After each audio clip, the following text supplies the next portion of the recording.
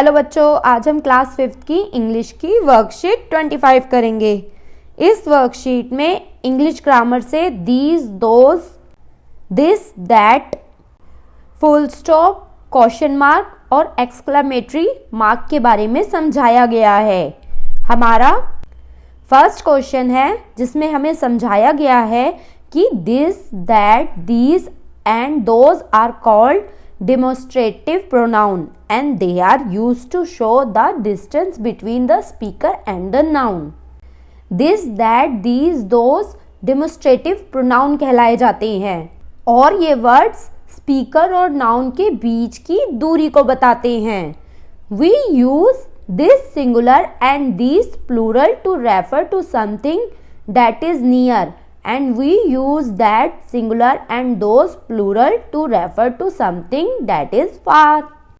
बच्चों, हम this और these वहाँ यूज करते हैं जहाँ बोलने वाले और संज्ञा के बीच में दूरी कम होती है और that और those वहाँ यूज किया जाता है जहाँ दूरी ज़्यादा होती है किसी ऑब्जेक्ट और बोलने वाले के बीच। जैसे एग्जाम्पल देखो, एप्पल जो है वो इंसान के हाथ के पास है तो यहाँ पर लगाएंगे दिस इज एन एप्पल और दूसरी पिक्चर में एप्पल बहुत दूर है तो उसे बोलेंगे दैट इज एन एप्पल। यानी नज़दीक की वस्तुओं के लिए दिस लगाया जाता है और दूर की वस्तुओं के बारे में बताने के लिए दैट लगाया जाता है। अब बारी आती है दीज और दोज की। जब बहुत सारे एप्पल्स होते हैं, एक से ज़्यादा एप्पल्स होते हैं, तब दीज और दोज का यूज़ किया जाता है। जब नज़दीक में हो वो सारे एप्पल तो दीज लगाते हैं, दीज आर एप्पल्स। और जब बहुत सारे एप्पल हमसे दूर हो तब वहाँ पर दोज लगाया जाता है, दोज आर एप्पल्स। इससे रिलेटेड फर्स्ट एक्सरसाइज है form the plural and use these and those. हमें दीज और दोज यूज करके सेंटेंसेस बनाने हैं। दिस इज अ बिग बस, यह एक बड़ी बस है। इसमें हमें प्लूरल यानी कि बहुत सारे जब बसेस हो जाएंगी तो उसको रेफर करेंगे दीज और दोज से। अब यहाँ पर सेंटेंस में दिस लगाया गया है, दिस इज अ बिग बस, इसका मतलब बस नजदीक है। अब इसकी प्लूरल फॉर्म क्या हो जाएगी, दीज आर बिग बसेस, यानी जो बहुत सारी बसेस है वो हमारे पास ही है, इसलिए हमने यहाँ पर दीज लगाया है। नेक्स्ट है that is a red dress, यह एक रेड ड्रेस है। दैट का यूज किया गया है, इसका मतलब जो रेड ड्रेस है, लाल रंग की ड्रेस है, वो हमसे दूर है, इसलिए यहाँ पे दोज आ जाएगा क्योंकि दूर की चीजों के लिए दोज लगाया जाता है। और जब चीजें बहुत ज्यादा होती है तब इसका मतलब जो रेड ड्रेस है वो रेड ड्रेसेस बन जाएगा। हमारा आंसर होगा those are red dresses. Next है दिस इज माई बैग, यहाँ पर दिस लगाया है, इसका मतलब बैग जो है वो नजदीक में है, इसका मतलब दिस का दीज हो जाएगा और बैग का बैग्स हो जाएगा, यानी बहुत सारे बैग। जब बहुत सारे बैग्स होंगे तभी तो दीज आएगा, these are my bags. Next है that is a brown fox, यह एक ब्राउन लोमड़ी है। अब फॉक्स है तो इसका प्लूरल फॉक्सेस हो जाएगा और ये दूर है, दैट लगाया है तो यहाँ पर दोज आ जाएगा, those are brown foxes. Next है this is a blue potato, this मतलब नजदीक ही है, पोटैटो हमारे आलू हमारे नजदीक ही है, ब्लू पोटैटो तो नजदीक है तो दीज आ जाएगा और पोटैटो का प्लूरल करेंगे तो आ जाएगा पोटैटोज, बहुत सारे potatoes, these are blue potatoes. Next question है form the singular use this and that. हमें सिंगुलर में चेंज करना है, एक में चेंज करना है और दिस और दैट का यूज करना है। दीज आर माई बुक्स, ये मेरी किताबें हैं, नजदीक में रखी हुई हैं किताबें, इसका मतलब दिस आएगा। और बुक्स है तो बुक आ जाएगा, प्लूरल को सिंगुलर में बदल देंगे, बहुत सारों को एक में बदल देंगे, इसलिए आंसर हो जाएगा this is my book. Next है दोज आर चिल्ड्रन, ये बच्चे हैं। अब बच्चे बहुत दूर है, कैसे पता चला, क्योंकि दोज आया हुआ है, तो यहाँ पर दैट तो आएगा ही आएगा, साथ में चिल्ड्रन को सिंगुलर में बदलेंगे तो चाइल्ड आ जाएगा, यह बच्चा है। नेक्स्ट, दीज आर बॉक्सेस, ये हमारे डब्बे हैं। अब दीज है तो ये नजदीक में रखे हुए हैं, इसीलिए दीज दिस में कन्वर्ट हो जाएगा और बॉक्सेस बॉक्स में बदल जाएगा। नेक्स्ट है, दोज आर माई ऑरेंजेस, ये मेरे संतरे हैं। अब ये बहुत दूर रखे हैं क्योंकि दोज आया है तो दैट आ जाएगा, साथ में ऑरेंजेस का ऑरेंज हो जाएगा, यानी that is my orange. Next है, दीज आर फ्लावर्स, ये फूल है। अब फूल नजदीक है क्योंकि दीज लगाया है तो यहाँ पर दिस आ जाएगा और साथ में फ्लावर्स का फ्लावर आ जाएगा, दिस इज अ फ्लावर, यानी यह एक फूल है। नेक्स्ट क्वेश्चन है, decide if the statement need a period, full stop, exclamation mark, question mark. इस क्वेश्चन में हमें समझाया गया है कि हम फुल स्टॉप कब लगाते हैं, एक्सक्लेमेटरी साइन कब लगाते हैं और क्वेश्चन मार्क कब लगाते हैं। बच्चों, जब एक सिंपल सेंटेंस होता है तब हम वहां पर फुल स्टॉप लगाते हैं उसके एंड में। अगर हम किसी से कोई क्वेश्चन पूछ रहे हैं तो हम क्वेश्चन मार्क लगाएंगे, और एक्सक्लेमेटरी साइन वहां लगाते हैं जब कोई वर्ड या सेंटेंस हम अचानक से बोलते हैं, जैसे शाबाश, वाह, वाओ। ये सारे वर्ड्स ऐसे हैं जिसमें हम एक्सक्लेमेटरी साइन लगाते हैं, जैसे कुछ हो गए थैंक यू। इन वर्ड्स के पीछे भी हम एक्सक्लेमेटरी साइन लगा सकते हैं क्योंकि ये अचानक से बोले जाते हैं। कई सेंटेंसेस दो तरीके के भी होते हैं, जैसे व्हाट अ डे। अब इस सेंटेंस में पता नहीं चल रहा कि हम पूछ रहे हैं क्या दिन है या क्या दिन है, ऐसे करके, तो इसमें क्वेश्चन मार्क भी लगाया जा सकता है और एक्सक्लेमेटरी भी लगाया जा सकता है।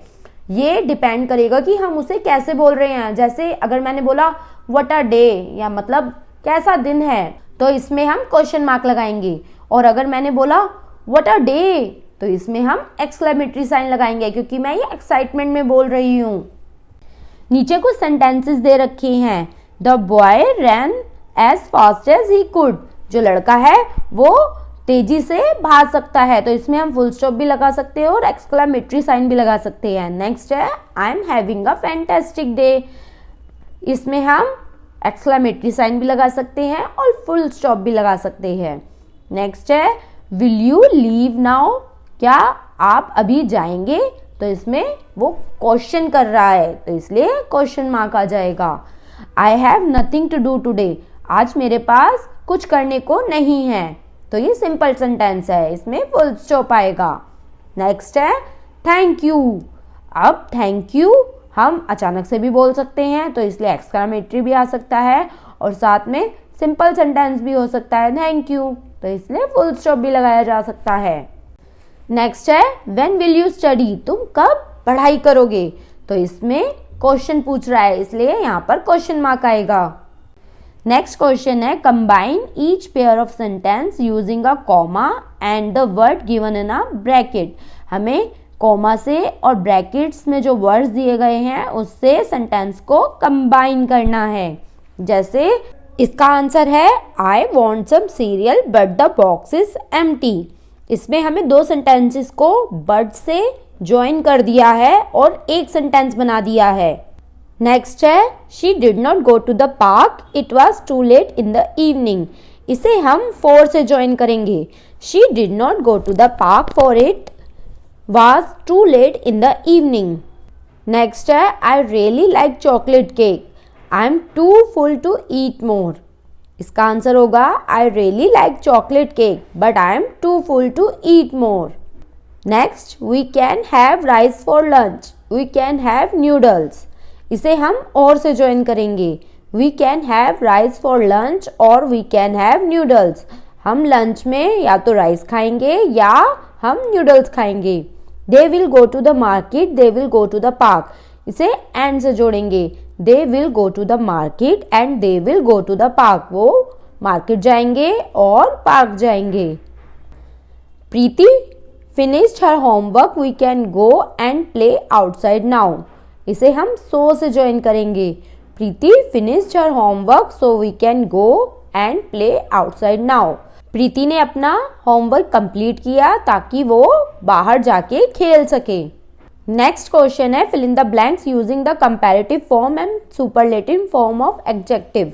कंपैरेटिव फॉर्म होती है जब हम दो चीजों को कंपेयर करते हैं, इसमें हम देन लगाते हैं और वर्ड्स के पीछे जब ER, IER और वर्ड्स के आगे MORE लगा होता है तो इसका मतलब वो कंपैरेटिव फॉर्म है। सुपरलेटिव फॉर्म होती है जब 3 और 3 से ज़्यादा चीज़ों के बीच कंपैरिजन किया जाता है, इसमें हम द लगाते हैं और इसकी पहचान होती है वर्ड के पीछे EST, IEST लगा होता है और वर्ड के आगे MOST लगा होता है। जैसे Priya is happier than her sister. Priya अपनी सिस्टर से ज़्यादा खुश है। इसमें प्रिया और सिस्टर के बीच कंपैरिजन की जा रही है, इसलिए यहाँ पर हैप्पियर यानी कंपैरेटिव फॉर्म आई है। हैप्पी के पीछे IER लगाया है। नेक्स्ट है जूही इज टॉलर देन अमन। जूही अमन से ज़्यादा लंबी है, तो यहाँ पर TALLER टॉलर आया है। नेक्स्ट है my hair is longer than my sister's hair. मेरे बाल मेरी बहन के बाल से लंबे हैं। यहाँ पे भी दो जनों के बीच कंपैरिजन की जा रही है, इसलिए कंपैरेटिव फॉर्म आएगी। Next the soonest the best, यहाँ पर सुपरलेटिव फॉर्म आएगी। नेक्स्ट है Rupa runs faster than all the other girls. Rupa बहुत तेज दौड़ती है और दूसरी लड़कियों के मुकाबले। नेक्स्ट है the sun is brighter than the moon. Sun चांद से ज्यादा ब्राइटर है। नेक्स्ट क्वेश्चन है write the superlative form of the adjective. Don't forget to use the in front of the superlatives.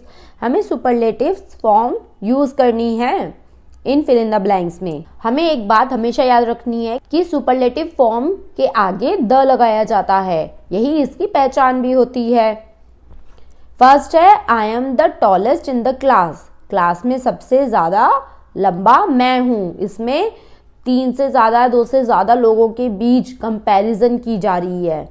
Ujjain is one of the oldest city in the India. India के अंदर जो उज्जैन है वो सबसे पुरानी सिटी है, यानी बाकी सिटी के बीच और उस उज्जैन के बीच कंपैरिजन की जा रही है, इसलिए यहाँ पर सुपरलेटिव फॉर्म आई है। North Pole is the coldest place on earth. जो नॉर्थ पोल है, उत्तरी ध्रुव है, वो सबसे ज्यादा ठंडी जगह है इस धरती पर। इसमें बाकी जगहों से कंपैरिजन की जा रही है नॉर्थ पोल की, इसलिए यहाँ पर सुपरलेटिव फॉर्म आई है। नेक्स्ट है this is the most expensive shirt I have ever bot. ये सबसे ज्यादा महंगी शर्ट है जो मैंने अभी तक खरीदी है, यानी उस इंसान के पास जितनी भी शर्ट है उन सबसे इस एक्सपेंसिव महंगी शर्ट की कंपैरिजन की जा रही है, इसलिए यहाँ पर सुपरलेटिव फॉर्म आई।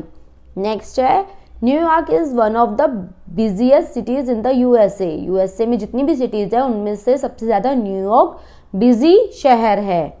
नेक्स्ट है the Nile is the longest river in the world. जो नील नदी है वो विश्व की सबसे लंबी नदी है, यानी बाकी सारी नदियों में से नील नदी की कंपैरिजन की जा रही है, इसलिए ये सुपरलेटिव फॉर्म हुई। यहाँ पर किसी दो चीजों के बीच कंपैरिजन नहीं की जा रही, एक की कंपैरिजन की जा रही है बहुत सारी चीजों से। नेक्स्ट है राइट द कंपैरेटिव और superlative form of the adjective. हमें सुपरलेटिव और कंपैरेटिव फॉर्म लिखनी है। फर्स्ट है my brother is younger than me. मेरा भाई मुझसे ज्यादा जवान है। नेक्स्ट है मोर पीपल वेंट देयर। ज्यादा लोग वहां गए। His biggest wish is to return home. उसकी जो सबसे बड़ी विश है वो है घर वापस आना। Russia is the biggest country in the world. Russia जो है वो वर्ल्ड की सबसे बड़ी कंट्री है। Next the weather in Delhi is hotter than Bangalore. Bangalore से ज्यादा दिल्ली का वेदर हॉट है। नेक्स्ट क्वेश्चन है write a letter to your uncle to thank him for the gift he send to you. जो तुम्हारे अंकल ने तुम्हें गिफ्ट भेजा है उसके लिए उन्हें थैंक यू लेटर भेजना है, तो मैंने लेटर लिखा हुआ है। सबसे पहले आएगा एड्रेस जो मेरे अंकल का है, फिर dear uncle, I received your gift parcel yesterday which you sent me on my birthday. अंकल आपने जो पार्सल मुझे भेजा था वो मुझे कल मिला, जो आपने मेरे बर्थडे के उपलक्ष्य में भेजा था. I got many gift from my friends but your gift is the best of all. मुझे बहुत सारे गिफ्ट्स मिले मेरे फ्रेंड से, लेकिन आपका गिफ्ट जो था वो बेस्ट था. It is a wrist watch. वो एक घड़ी थी. इट विल रिमाइंड मी द वैल्यू ऑफ टाइम. वो मुझे टाइम का महत्व बताएगी. I thank you for this gift. मैं आपका शुक्रिया करती हूँ इस गिफ्ट के लिए. Please convey my regards to dear aunt. आप मेरा प्यार देना आंटी को. सिंसियरली कनिका और नीचे एड्रेस, यानी आपको अपना नाम लिखना है और नीचे अपना एड्रेस लिखना है.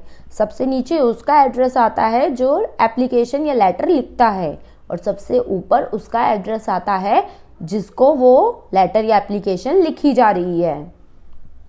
तो बच्चों, ये थी हमारी क्लास 5th की इंग्लिश की वर्कशीट 25. आप हमारे चैनल सब्सक्राइब ज़रूर करिए ताकि आपको आगे भी ऐसी वीडियोज़ मिलती रहें.